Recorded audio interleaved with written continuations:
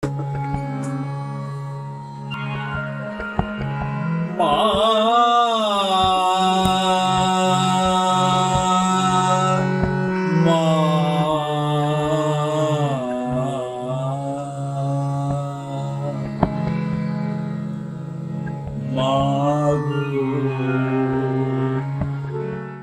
আমরা জানব বরানগরের বুকে অবস্থিত আলমবাজার মঠের সম্বন্ধে, যেখানে স্বামীজি ও তার পার্ষদদের দ্বারা একটি মঠ তৈরি হয়েছিল, যা সারা বিশ্বকে এক নতুন পথ দেখিয়েছে। তারই অনুধান ও এক অজানা ইতিহাস আমরা জেনে নেব রামকৃষ্ণ সত্যানন্দ আশ্রমের সাধারণ সম্পাদক স্বামী শারদাত্মানন্দজি মহারাজের কাছে।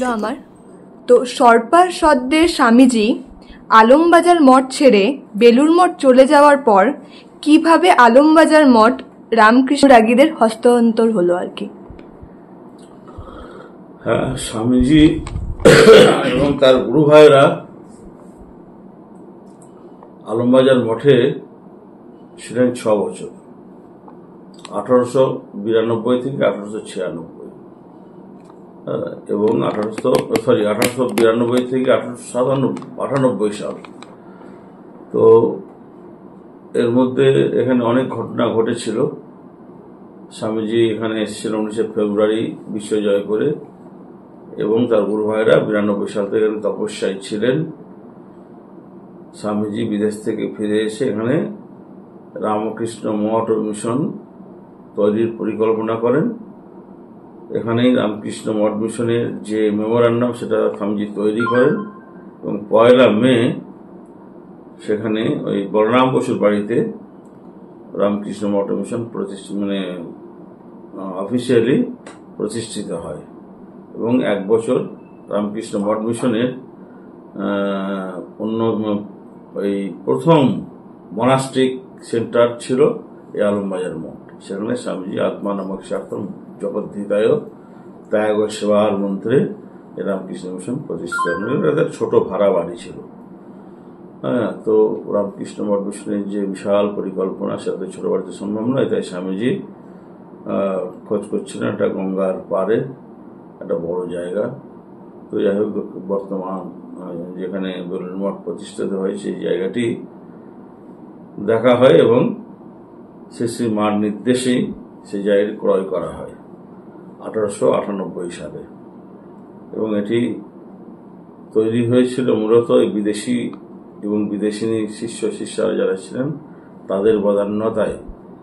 এখান থেকে আলমবাজার মঠ 1898 সালে ফেব্রুয়ারি মাসে নীলাম্বর বাগান বাড়িতে উঠে যায়। যেহেতু আলমবাজার মঠটি ছিল একটি ভাড়া বাড়ি, অতএব তাদের আর কোনো সত্তা ছিল না, সত্ত্বাধিকার বলে কিছু ছিল না। এবং স্বামীজিরা তখন খুব সংগ্রামের মধ্যে দিয়ে চলছিলেন। অতএব স্বামী বিবেকানন্দ বিখ্যাত হয়েছিলেন, সঙ্গে সঙ্গে তো এত প্রসারের আলোয় আসতে পারেননি, তাই তারা অজ্ঞাতই বিশেষ থেকে গিয়েছিলেন। কিন্তু স্বামীজি বিশ্বজয় করে এসছেন। এখনকার মতো প্রচার মিডিয়া থাকলে সেদিন হয়তো সারা ভারতবর্ষ আরো উত্তাল হয়ে উঠত, কিন্তু সেটি হয়নি।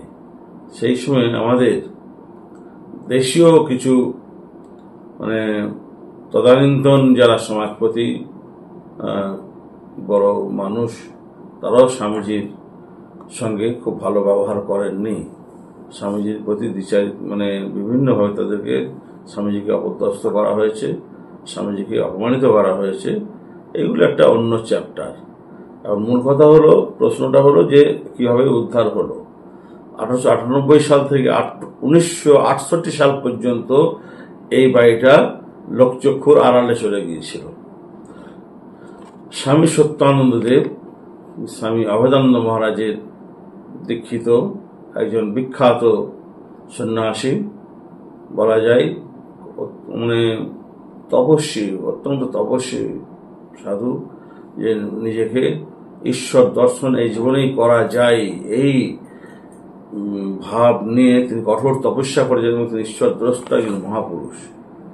তিনি কোনো মঠ মিশন তৈরি করব বলেই সাধু হননি, তিনি ভগবান লাভ করবার জন্যই সাধু হয়েছিলেন।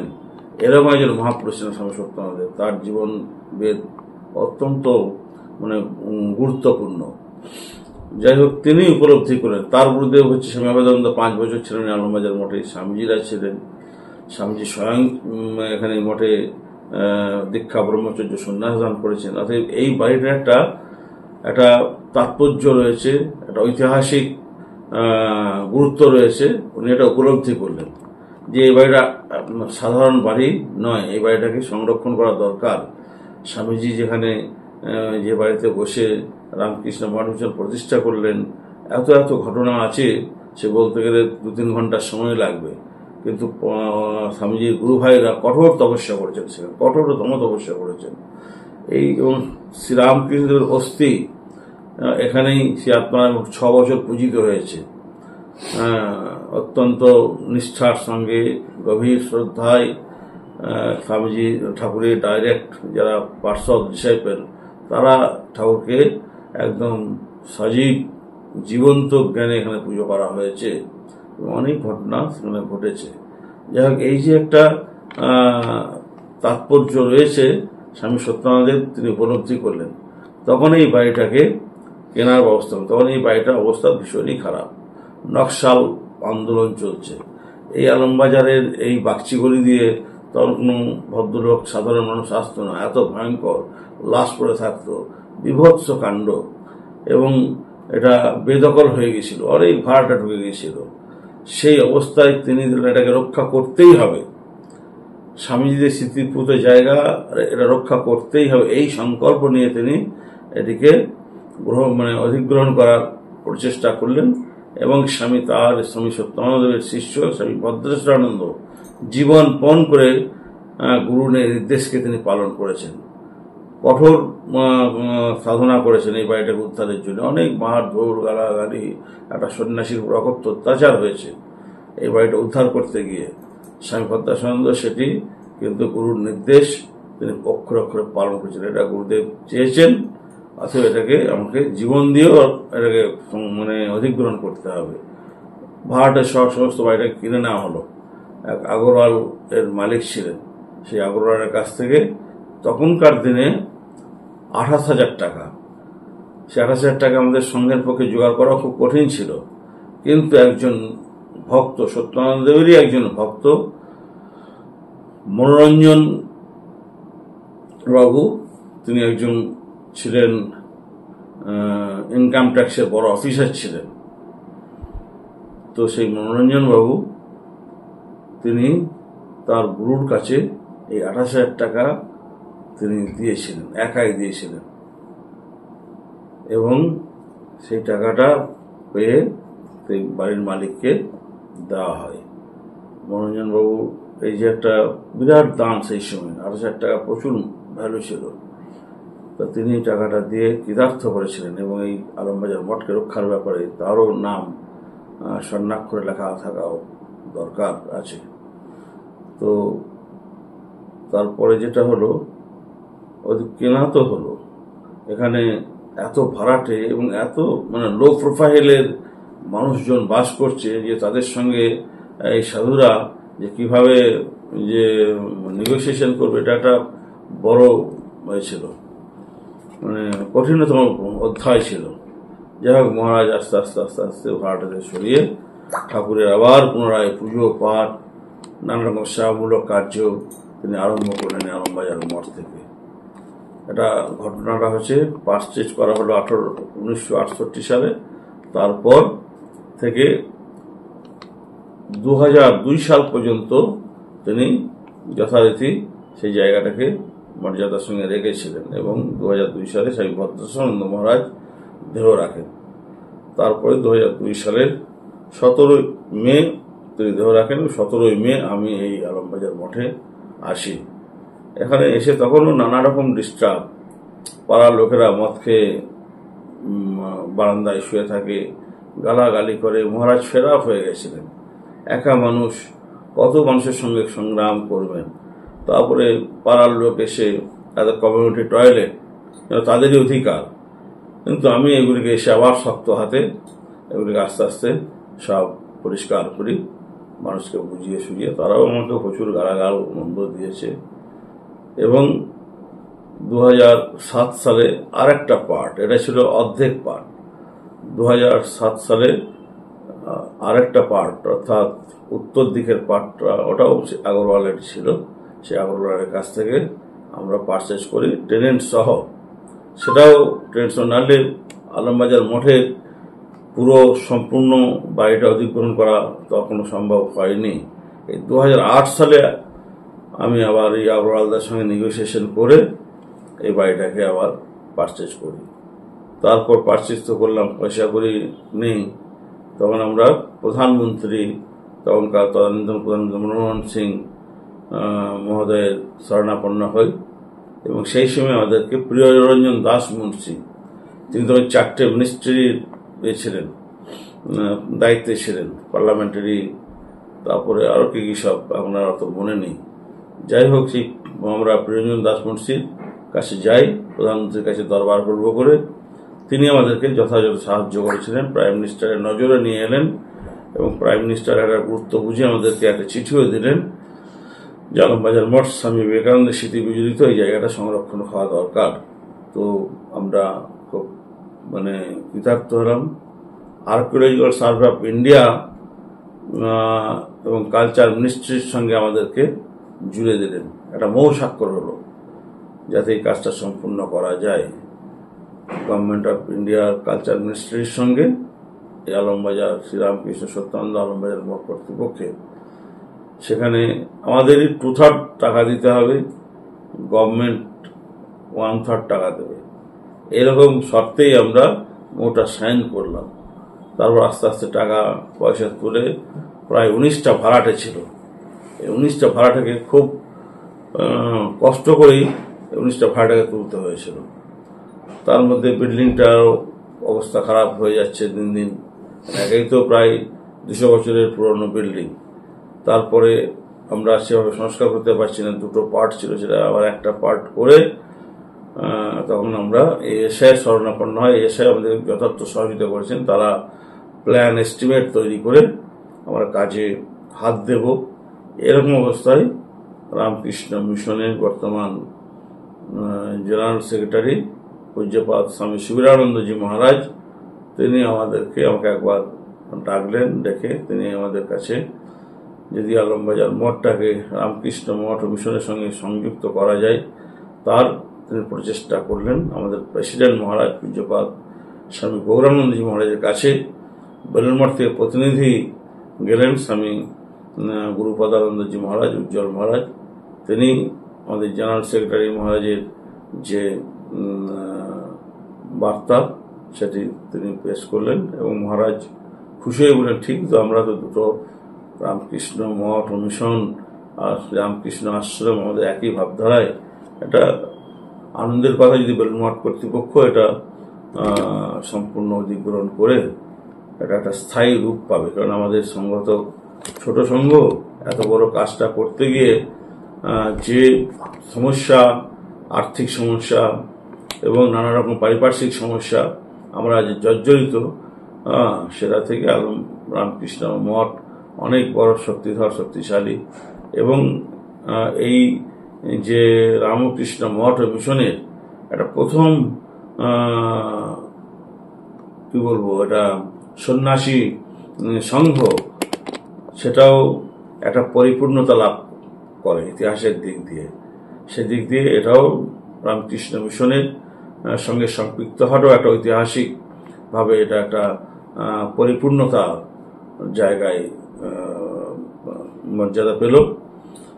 তারপর আমরা 2022 সালে আমাদের সঙ্গে রামকৃষ্ণ মঠ মিশনের একটি আমরা এটাকে করেছিলাম, কি বলে এটাকে, যে লিজ ডিড। আমরা 1 টাকার বিনিময়ে 1 টাকার একটি চেক আমরা গ্রহণ করেছিলাম, কোনো অর্থ, কোনো অন্য কোনো বিনিময়ে আমরা নিইনি। আমরা 1 টাকার একটি চেকের বিনিময়ে আমরা হস্তান্তর করি আলমবাজার মঠকে, এবং রামকৃষ্ণ মঠ মিশন যথাযথ মর্যাদার সঙ্গে এই মঠটির সংস্কার সম্পূর্ণ প্রায় করেছেন। এখন মিউজিয়ামের কাজ চলছে। যাই হোক, এই যে একটা রামকৃষ্ণ মঠ মিশনের সঙ্গে সম্পৃক্ত হয় আলমবাজার মঠ একটি স্বমহিমায় উদ্ভাসিত হয়ে উঠেছে, এটা আমাদের কাছে একটা বড় আনন্দের এবং বড় তৃপ্তির। কারণ আমরা বহু সংগ্রাম, 54 বছর আমরা এই আলমবাজার মঠটাকে আমরা সংরক্ষণের জন্য আমরা প্রাণপাত করেছি। এটা স্বামীজিরই কৃপা, স্বামীজির ইচ্ছাতেই সবকিছু সম্পূর্ণ হয়েছে, এটা আমরা মনে করি। তো এই হচ্ছে ইতিহাস। স্বামী সত্যানন্দজি তার যে দূরদৃষ্টি সেটি সম্পূর্ণ রূপে বৃত্তটি পূর্ণ হলো। কারণ তার ইচ্ছা ছিল আলমবাজার মঠ স্বমহিমায় উদ্ভাসিত হয়ে জগতের কাছে মাথা তুলে থাকবে। দেশ বিদেশের বহু মানুষ, এখানে বহু ইতিহাস জড়িয়ে রয়েছে। ইতিহাসের আজকে যে বিশাল রামকৃষ্ণ মঠ ও মিশনের বৈভব, তার মূলে কিন্তু এই আলমবাজার মঠের রিক্ত দিনের স্বামীজি ঠাকুরের পার্শ্বদের তাদের যে তপস্যা, তার উপরে কিন্তু দাঁড়িয়ে আছে। এই যে রিক্ত দিনের তাদের তপস্যার উপরে এই মহান সৌধ ভাবান্দোলন আজকে প্রসারিত জনসমক্ষে আজকে খুব আলোর মতো উদ্ভাসিত হয়ে উঠেছে। শিক্ষা, সংস্কৃতি সবকিছুর উপরে আজকে রামকৃষ্ণ মঠ মিশন ত্যাগ ও সেবার আদর্শে সারা বিশ্বে একটি কি বলবো অনন্য নাম। এই হচ্ছে আলমবাজার মঠ থেকে বেলুড় মঠ অর্থাৎ রামকৃষ্ণ মঠ মিশনে যে ক্রম বিবর্তন, সেটি আপনাদেরকে সংক্ষেপেই বললাম। আরো অনেক ইতিহাস, যাই হোক এটি মূল কথা। স্বামী সত্যানন্দ মহারাজ তার পার্শ্বদের নিয়ে যে মঠ তৈরি করেন তা কত সালে? স্বামী সত্যানন্দ দেব ছিলেন একজন মহা তপস্বী। তিনি তপস্যায় করেছেন। প্রথমে তিনি বললাম যে ঈশ্বর দর্শন জীবনের উদ্দেশ্য, এটাই ছিল তার জীবনের মুখ্য উদ্দেশ্য। তিনি সিউড়িতে 13 বছর কঠোর তপস্যা করছেন, সেখানে না খেয়ে না দিয়ে কঠোর তপস্যার মধ্যে দিয়ে জীবনযাপন করেছেন। একটা সাধারণ মানুষ যেভাবে থাকে, সেখানে তার কোনো উনুন নেই, চাল নেই, ডাল নেই, অথচ তখনকার দিনে তিনি একজন কলকাতা পুলিশের ডেপুটি কমিশনারের ছেলে, বাড়িতে প্রচুর বৈভব, সেই বৈভবকে তিনি স্পর্শ করেননি। আর তার পিতৃদেবও তাকে সেভাবে সহযোগিতা করেননি। গুরুকে কথা দিয়েছিলেন অভেদানন্দজিকে যে ও যদি, অর্থাৎ পুত্র যদি আমাদের ওই বাড়িতে তপস্যা করে, সেখানে কোনোদিন তাকে ডিস্টার্ব করবো না, গুরুদেব তাকে রক্ষা করবেন এবং তিনি তপস্যা করবেন। গুরু এবং শিষ্যের সঙ্গে তার সম্পর্ক পারিবারিকভাবে তিনি কোনোভাবেই জড়িয়ে ছিলেন না। তপস্যা করছেন কঠোর 13 বছর। তারপর সিউড়ি একটি ডিস্ট্রিক্ট শহর, সেখানে কিছু কিছু মানুষ জানতে পারেন যে এখানে একজন খুব কঠোর তপস্বী সাধু আছে। তার কাছে গেলেন, তাকে দেখেই তারা আকৃষ্ট হয়ে যাচ্ছেন। এত সুন্দর সাধু, এত সুন্দর কথাবার্তা, তপস্যায় একদম তার শরীরটা এরকম হয়ে গেছে, কিন্তু শরীরের মধ্যে জ্যোতি ঠিকরে পড়ছে। যারা যেতেন তারা ফিরতে পারতেন না, এত তার তপস্যার প্রভাব তখনকার দিনে বেশ কিছু শিক্ষিত মানুষকে, ফ্যামিলিকে তিনি উদ্বুদ্ধ হয়ে উঠেছিল। এতদিন তিনি ছিলেন যে সমাজের বিপরীতে মুখ ফিরিয়ে ভগবানের দিকে মুখ করে তিনি তপস্যা করেছিলেন 13 বছর। তারপরে যেই সমাজের দিকে মুখ ফেরালেন, বিভিন্ন মানুষ তাকে বলতে সমাজে এই হচ্ছে, এখানে শিক্ষার ব্যবস্থা নেই, এখানে মায়েরা প্রসব করতে গিয়ে তাদের প্রাণ চলে যাচ্ছে, সন্তান মারা যাচ্ছে, কখনো মা মারা যাচ্ছে। তখন তো এত স্বাস্থ্যের কোনো উন্নতি নেই বিভিন্ন জেলাতে, কারণ তখন ছিল ব্রিটিশ পিরিয়ড। তো সেই সময়ে তিনি প্রথম যখন এই মায়েরা মারা যাচ্ছে শুনে তিনি খুব ব্যথিত হলেন। বলছেন সে কি মায়েদের এত দুর্দশা। তিনি বাবাকে চিঠি লিখলেন, সিউড়ি থেকে বেশ কিছু মায়েদেরকে পাঠালেন কলকাতায়, তোমরা ধাত্রীবিদ্যা শিখে এসে এখানে যারা গ্রামে যারা দাইমা বলা হয়, ধাত্রীমা গ্রামের দাইমা বলা হয়, তাদেরকে শিক্ষা দীক্ষা দিয়ে যাতে এরকম অবস্থা না হয় তার ব্যবস্থা করেন। স্কুল নেই, বাচ্চারা কোথায় পড়তে যাবে? তিনি নিজেই ওই জামতলাতে থাকেন, সেখানে কোনো এস্টাবলিশমেন্ট নেই। সেই বাড়ির মায়েরা বাবারা আসছে, বাচ্চারা চলে এসে সাধু বাবার কাছে খেলা করছে, ওই পড়া খেলার ছলে পড়া তিনি মুখে মুখেই করলেন। তো এইভাবে শিশুদের আকৃষ্ট করছেন। তিনি তখন শুরু হলো, বেশ কিছু ব্যক্তিরা যখন তার কাছে সামনে এলেন তখন বলি যা কিছু হবে তোমরা ঠাকুরের নামে করো। একটা স্কুল হলো, সেগুলিতে প্রথম ডিসপেন্সারি হলো, বেশ কিছু মানুষ তার প্রতি আকৃষ্ট হয়ে সাধু হলেন। তারপরে আস্তে আস্তে যেখানে গ্রামে গঞ্জে মানুষ এগিয়ে আসে, তাদের জমি জায়গা, স্ত্রী পুত্র সবাই আশ্রমিক হয়ে যাচ্ছেন। একটা অদ্ভুত ব্যাপার। এবং তারা কোনো গরিব মানুষ নয়, তারা শিক্ষিত, সমৃদ্ধ, তদানীন্তন সময়ে তারা প্রতিপত্তিশালী। এইসব ব্যক্তিরা যখন আসছেন তাদের ঘর বাড়ি সব আশ্রয়ে পরিণত হয়ে যাচ্ছে। এইভাবে তিনি একটার পর একটা গ্রামীণ আশ্রম তৈরি করতে থাকবেন। আমাদের গ্রামে রামকৃষ্ণদেবের প্রভাব বিশেষ কিছু নেই। রামকৃষ্ণ মঠ মিশন শহর কেন্দ্রিক, তখন তিনি গ্রামের মধ্যে শ্রীরামকৃষ্ণের ভাবধারা সহায়তা লাগবেন। তিনি অনেক গান লিখেছেন, শ্রীরামকৃষ্ণ দেবের, মা সারদা দেবী, ভবতারিণী, গোপালজি, এই সমস্ত নিয়ে সেই সমস্ত গান গেয়ে গ্রামে গ্রামে ঠাকুরের নাম, ঠাকুরের বাণী প্রচার করতে করতে আজকে যে বিভিন্ন শাখা কেন্দ্রগুলি করতে, যে বরানগর তারই এক ভগ্নিপতি, তিনি এই বরানগরের রামকৃষ্ণ আশ্রমী জায়গাটি দান করলেন এবং সেখানে আমাদের প্রথম হেডকোয়ার্টার অর্থাৎ প্রধান কেন্দ্র তৈরি হলো। তাকে কেন্দ্র করেই প্রায় 20-22টি সেন্টার গড়ে উঠল বিভিন্ন জেলায়, ঝাড়খণ্ডে। এইভাবে দিকে দিকে আশ্রম তৈরি হলো, অনেক সাধু হলেন। আমাদের মায়েরা, সন্ন্যাসিনীদের একটা আলাদা সংঘ তৈরি হলো।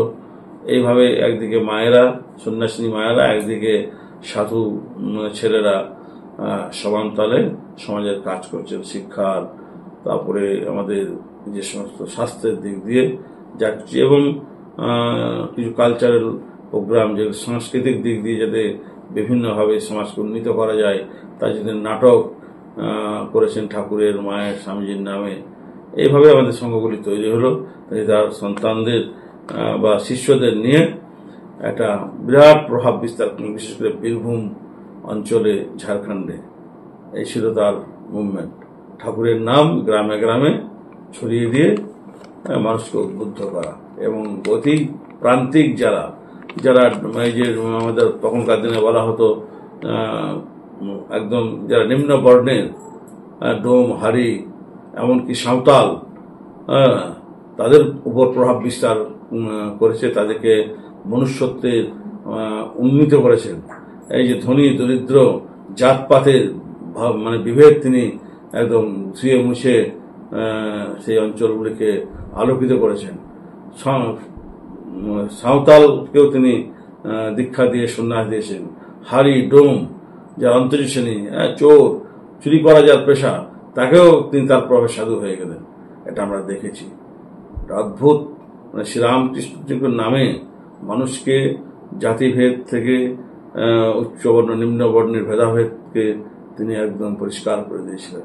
সমাজ সংস্কার করেছেন ঠাকুরের নামে।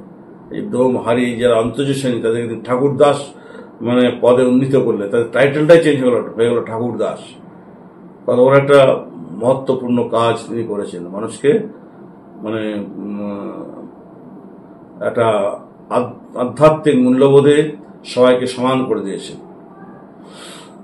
যখন এই সমস্ত অন্তর্য শ্রেণীর মানুষরা ওই বড়লোকদের বাড়িতেই উঠোন পর্যন্ত যেতে পারতেন, ওই বাড়ির দাওয়া পর্যন্ত, তার বেশি ওঠার তাদের অধিকার ছিল না। এইভাবে মানুষকে তিনি উন্নীত করেছেন। তার কথা, তার সমাজ সংস্কার, শ্রীরামকৃষ্ণ ভাবান্দোলনকে পরিপুষ্ট করার ক্ষেত্রে স্বামী সত্যানন্দের অবদান অতুলনীয়। নিয়ে বেলুর মঠের বাইরে অন্যান্য মঠের কেন্দ্রস্থল বরানগর রামকৃষ্ণ সত্যানন্দ আশ্রম, এই ব্যাপারে যদি কিছু আলোকপাত করেন। হ্যাঁ, এটা একটা আমাদের একটা ফোরাম, শ্রীরামকৃষ্ণ আশ্রম সংঘ। এটা করা হয়েছিল স্বামী সমানন্দ মহারাজ ঋষিরা রামকৃষ্ণ আশ্রমের তিনি অধ্যক্ষ ছিলেন। তিনি দেখেছিলেন যে রামকৃষ্ণ মঠ মিশন ছাড়াও অনেক আশ্রম গড়ে উঠেছে, যেগুলি খবর আমরা জানতাম না। প্রত্যন্ত গ্রামে, শহরে, নগরে কেউ হয়তো ইচ্ছা হয়েছে সন্ন্যাস গ্রহণ করেছেন কৈলাস মঠ থেকে ঠাকুরের নামে, তারপরে তিনি একটি আশ্রম করেছেন, সেখানে অনেক মানুষ যুক্ত হয়েছে। এইভাবে ছোট বড় অনেক আশ্রম, অনেক সাধু হয়েছে। এর পরিসংখ্যান আমাদের জানা ছিল না, এবং সবাই যে শ্রীরামকৃষ্ণের মূল ভাবটিকে ঠিক ঠিক প্রচার করছেন এটাও নয়। অনেকেই কম শিক্ষিত, ঠাকুরমা স্বামীজি হয়তো পড়াশোনাই করেনি কিন্তু সাধু হয়ে গেছে, এরকমও হয়েছে, এরকম ঘটনা আছে। তো তারা মানুষের কাছে ঠাকুরের ভাব প্রচার করতে অন্য কথা বলে ফেলছেন। সেখানে দেখলেন যে এদেরকে নিয়ন্ত্রণ করা দরকার। তখন উনি করলেন কি, যে রামকৃষ্ণ মঠ মিশনের তো নির্দিষ্ট একটা পরিসংখ্যান আছে, তারা কি করছে না করছে তাদের সবকিছু রেকর্ডেড, কিন্তু আমরা কত সাধু আছি শ্রীরামকৃষ্ণের নামে আমরা রেকর্ডেড ছিলাম না। তো সেটাকে রেকর্ড করার জন্য কত সাধু রয়েছে সমাজে, আমাদের রাজ্যে, ভিন্ন রাজ্যে, এটা নিয়ে একটা লিস্ট তৈরি করা হলো। সেই আশ্রমের নাম ঠিকানা জোগাড় করে তাদেরকে সব খবর দিতে সবাই একত্রিত হলো যে আমরা বিবেকানন্দ প্রবর্তিত যে রামকৃষ্ণ সংঘ, সেই সংঘের আমরা নিয়ম নীতি অনুসরণ করে চলার আমাদের অধিকার আছে। ঠাকুরের ভাব, মা স্বামীজির কথা ভাব, এগুলি যাতে বিকৃত না হয়, সেটাকে আমরা রামকৃষ্ণ মঠ মিশনকে অনুসরণ করা তো আমরা করতেই পারি, তাহলে আমরা ঠিক ঠিক পথে চলতে পারব। এটাই আমাদের মুখ্য উদ্দেশ্য, এবং সকলের মধ্যে একটা ভ্রাতৃত্ববোধ জেগে উঠবে। রামকৃষ্ণ নামাঙ্কিত কত প্রতিষ্ঠান কাজ করছে, কত সাধু কাজ করছে, সেটা আমাদের কাছে একটা গর্বের বিষয় হয়ে থাকবে। এইভাবেই এই সংগঠনটি তৈরি হলো, যার আমি সাধারণ সম্পাদক আছি দীর্ঘদিন, প্রায় 18 বছর। যে জন্য আমাদের কোনো, এটা একটা ফোরাম, এখানে কোনো আমাদের এস্টাবলিশমেন্ট নেই। আমি যখন সেক্রেটারি, এখানে থেকেই সমস্ত কাজকর্ম করছি, আর এখানেই সমস্ত সাধুরা আসে। আমরা বিভিন্ন সময় সম্মেলন করি, সব সাধুদের আমন্ত্রণ জানাই, সবাই একত্রিত একটা বিরাট একটা সন্ন্যাসী সংঘের যে রূপ সেটা ফুটে ওঠে। রামকৃষ্ণ মঠ মিশনের বাইরে এটি একটি বড় সংগঠন ঠাকুর মা স্বামীজির নামে, যে আমরা এক হয়ে থাকবো, একভাবে চলবো, রামকৃষ্ণ মঠ মিশনকে আমরা অনুসরণ করব। এটাই আমাদের উদ্দেশ্য। যদি এই মঠে অতিথি নিবাসে আসেন তাহলে কি কি নিয়ম আর কি মেনে চলতে হয়? আমাদের অতিথি নিবাস অত্যন্ত ছোট, খুবই ছোট অতিথি নিবাস। এখানে আসা যাওয়া করলে একটা নির্দিষ্ট খরচা থাকে, তো খুব অল্প পয়সার বিনিময়ে আমরা থাকতে দিই ভক্তদের। বিশেষ করে বাংলাদেশ, ত্রিপুরা, আগরতলা থেকে প্রচুর মানুষ আসেন এখানে এসে, কেউ ধর্ম তীর্থ করতে আসেন, কেউ চিকিৎসা করাতে আসেন, কেউ বা অন্যান্য কাজে এসে আলমবাজার মঠে আমাদের সীমিত জায়গার মধ্যে তাদের থাকার খাওয়ার ব্যবস্থা করা হয়। সেটা একটা ন্যূনতম একটা পয়সা নিতে হয়, এই আর কি। আমাদের একদম ফর্মাল যে আমাদের থাকা খাওয়া ইত্যাদি নিয়ে পার হেড পার ডে 500 টাকা আমরা একটা নিই। তাদের কেউ কমও দেয়, কেউ নাও দেয়। কিন্তু একটা নির্দিষ্ট না করলে মানুষ ভাবে যে কি দেবো, কি করব না করব, এই একটা নির্দিষ্ট করা আছে। কিন্তু আমাদেরকে সহযোগিতা অনেক করতে, অনেক ছাত্রছাত্রীরা আছে যাদেরকে যেমন পয়সা দিতে পারেন, অনেক রোগীরা আসে যাদেরকে যেমন সহযোগিতা করতে হয়, তাদের থাকা খাওয়া, সেই সঙ্গে আবার আর্থিক সহযোগিতাও করতে হচ্ছে, এমন এমন সিচুয়েশন হচ্ছে। এই অতিথি নিবাসটা একটা ছোট্ট একটা আমাদের একটা জায়গা, অল্প বয়সী ঘর আছে, এই আর কি। আর এটি শেষ অন্তিম প্রশ্ন আর কি আপনার কাছে, ঠাকুর দেহ ছেড়ে চলে যাওয়ার পর কিভাবে কাশীপুর উদ্যানবাটিকে আবার উদ্ধার করা হলো? খুব ইম্পর্টেন্ট ব্যাপার। ঠাকুর 1886 সালে তিনি কাশীপুর উদ্যানবাটিতে দেহ রাখলেন। এই বাড়িটা তখন ভাড়া দিতেন ভক্তরা, সুরেন মিত্র ভাড়া দিতেন। ঠাকুরের দেহান্ত হওয়ার পর 3 দিন এই বাড়ি ভাড়া নিয়ে যাওয়ার কোনো কাজ নেই। ঠাকুর চলে গেল মানে সব শেষ। তখন উনি বলেন তোমরা যে যার বাড়িতে ফিরে যাও, আর এই বাড়ি আমরা ভাড়া দিতে পারবো না। যাই হোক, বাড়ির মালিক যিনি, তার হাতে আবার চলে গেল। 1886 থেকে 1945 সাল পর্যন্ত এটি মানে ওই মালিকানা যার বাড়ি, যারা এই মালিক ছিলেন, তারা তখনকার দিনে এক কসাই, মানে কসাইয়ের ব্যবসা, গরু শুকরের মাংস প্রসেসিং করে এখান থেকে বিদেশে চালানোর জন্য, নানা যুদ্ধ দেশ বিদেশে সেই যুদ্ধে চালান করত একজন ইংরেজ সাহেব। তো কাশীপুর উদ্যানবাড়ি থেকে সত্যানন্দদেবের যে তপস্যা স্থল আছে 11 নম্বর রতনবাবু রোড, তাদের পৈতৃক বাড়ি, না লালবাড়ি, পুলিশ সাহেবের বাড়ি, সেটা খুব বেশি দূরে ছিল না, খুব কাছাকাছি। তো সত্যানন্দজি তখন এই বাড়িতে আসতেন আর চিলেকোঠায় তপস্যা করতেন বাড়িতে থেকে, মানে স্টুডেন্ট লাইফে।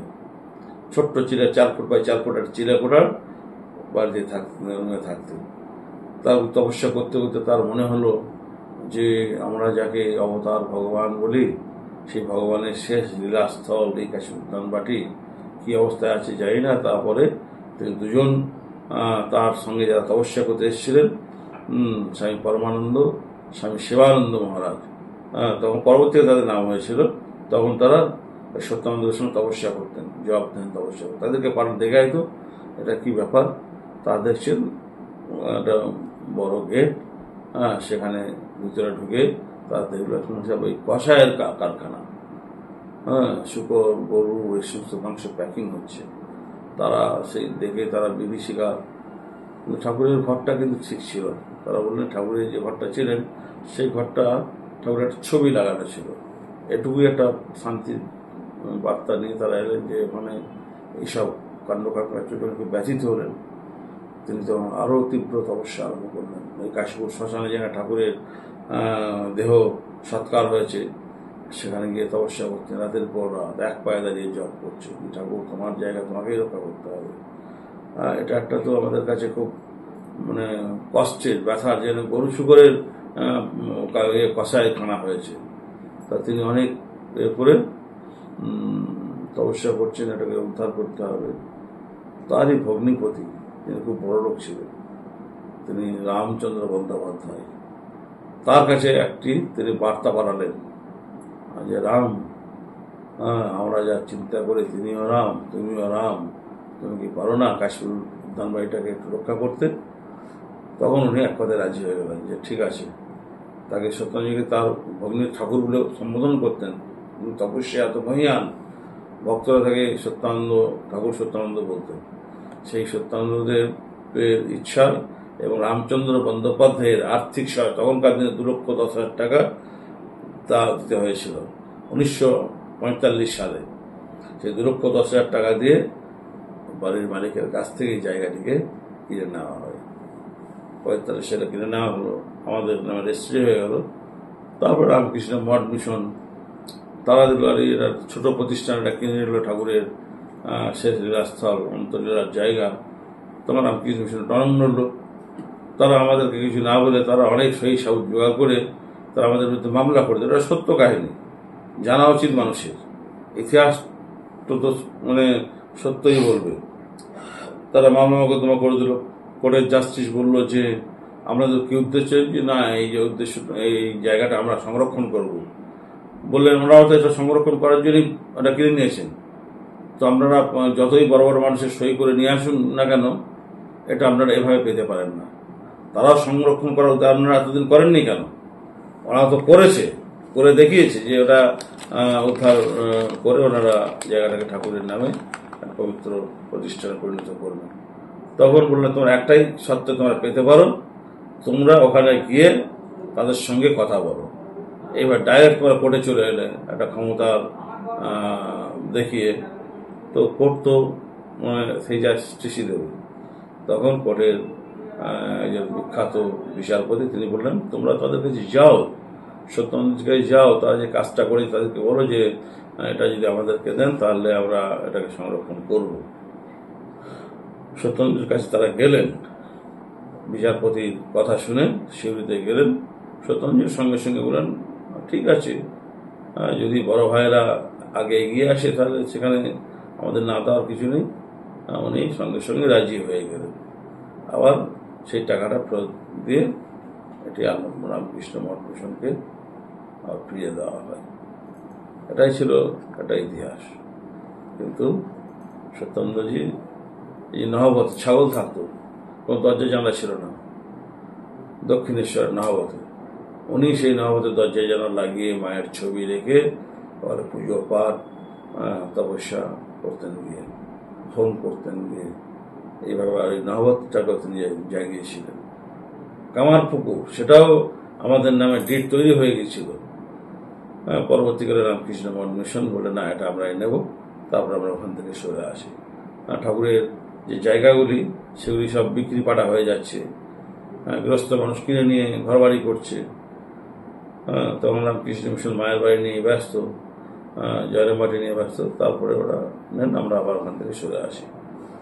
এইভাবে সত্যানন্দজি কারোর সঙ্গে ট্যাসেল করার জন্য নয়, জায়গা ঠাকুর মায়ের জায়গাগুলি, স্বামীজির জায়গায় যে আলমবাজার মঠ সংরক্ষণে উনি তো অগ্রণী ভূমিকা নিয়েছেন না, যে রামকৃষ্ণ ভাব আন্দোলনকে সংরক্ষণ এবং ঠিক জায়গায় মানে ডেভেলপ করার পরিকল্পনা ওনার এভাবেই ছিল। আমাদের আর্থিক সাধ্য ছিল না, কিন্তু মানসিক যে সাধ্য হয়েছিল সেটা সত্যানন্দজি তিনি আমাদের সেই পথটা দেখিয়েছিলেন। এইভাবে আজকে আলমবাজার মঠ সংরক্ষণ রামকৃষ্ণ মঠ মিশন দ্বারাই হচ্ছে। খুব আনন্দের কথা। এখানে আমরা তো জমি জায়গা কিনে নিজেদের ঘর বাড়ি বা আশ্রম করার জন্য এগুলো করিনি, এগুলো করা হয়েছিল সংরক্ষণ। দেশ বিদেশের মানুষ আজকে আসবে আলমবাজার মঠে। আজকে একটা মিউজিয়াম তৈরি হচ্ছে, খুব সুন্দর মিউজিয়াম তৈরি, রামকৃষ্ণ ভাব আন্দোলনের ইতিহাসটা ফুটিয়ে তোলা হবে। তো এটা তো একটা বড় কাজ, যার মূলে রয়েছে সত্যানন্দজির ত্যাগ, তপস্যা এবং তার দূরদৃষ্টিতার পরিচয়।